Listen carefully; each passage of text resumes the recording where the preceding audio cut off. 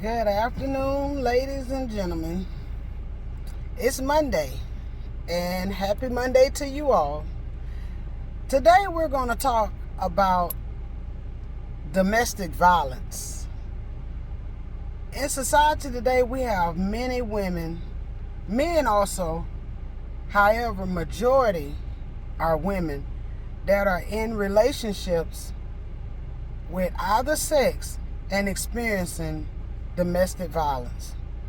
When I say that they're experiencing domestic violence, it's in the form of controlling them mentally, where they're not able to make decisions on their own, or they're afraid to make them without the approval of that man.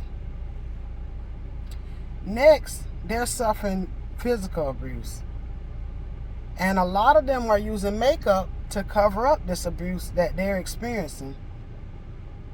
Even though they're covering up that makeup, the physical appearance, meaning their face-wise, you're able to tell. Next, they're sheltering them in real closely. When they shelter them in, their friend circle or their associate circle is small. You barely see family members. You barely see your children. You barely see your parents. And it's because they're not that they don't love you. It's they're wanting better for you.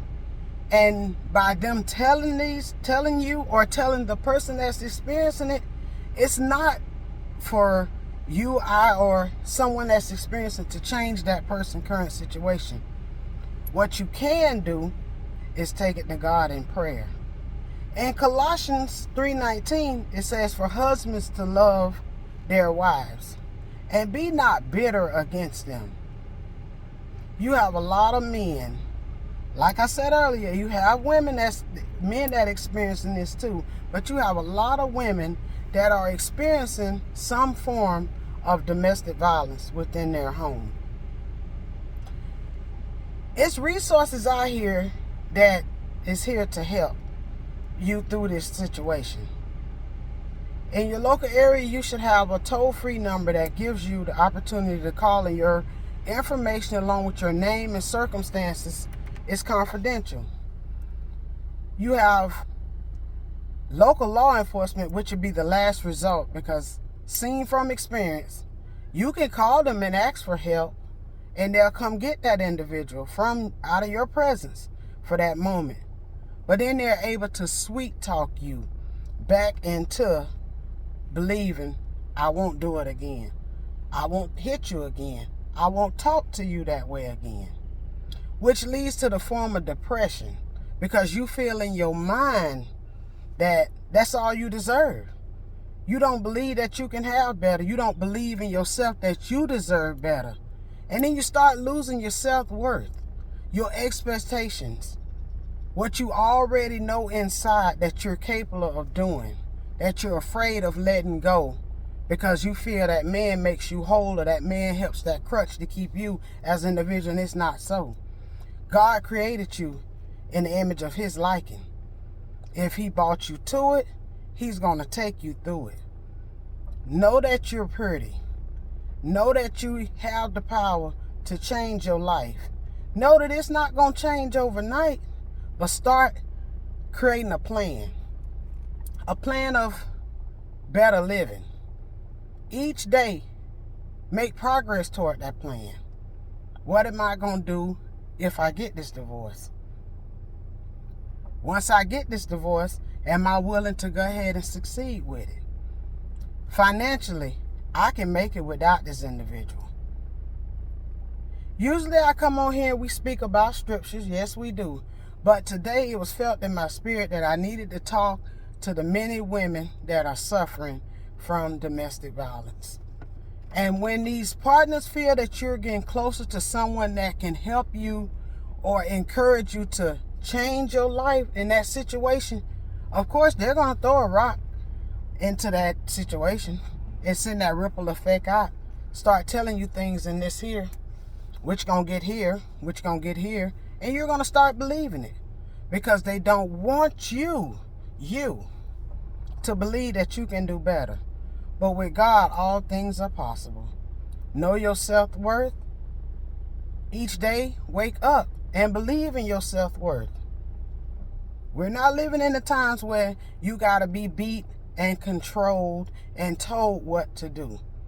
Your parents, I'm sure, is older, even to the younger generation. Your parents are older. They're not beating and whooping on you.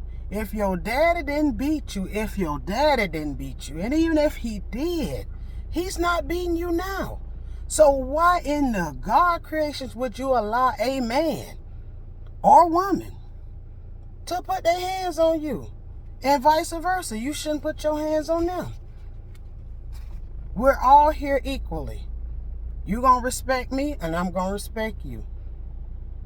Words can cut sharper than a knife. But I'm going to tell you, a pen and a piece of paper is better than any two-edged sword, depending on what you write on it. Hey, it's Monday. You know someone that's experienced domestic violence? Encourage them. Don't down talk them. Listen to them. You're going to hear that story 3 or 4 times, that they're leaving, that they're tired, that they want better. But just be that ear. Be that ear to listen so that they know that they have someone to vent. Don't be the trash can, and don't offer the negative input, because from experience, on a purpose, it'll get back to that partner and it'll be like you're saying something to them. So just be that receiver if you're able, and limit the receiving of what you want to hear. But keep them encouraged. Don't look down on them. And most of all, keep them in prayer. As I say to you, the Lord allowed Peter to sink, but he didn't allow him to drown. With that being said, if Jesus Christ, our Lord and Savior, can bring you to it, he's so faithful and committed to bring you through it. Happy Monday. And if you would like, comment and subscribe from Experience on a Purpose. It'll be greatly appreciated. Until we talk again, have a good evening.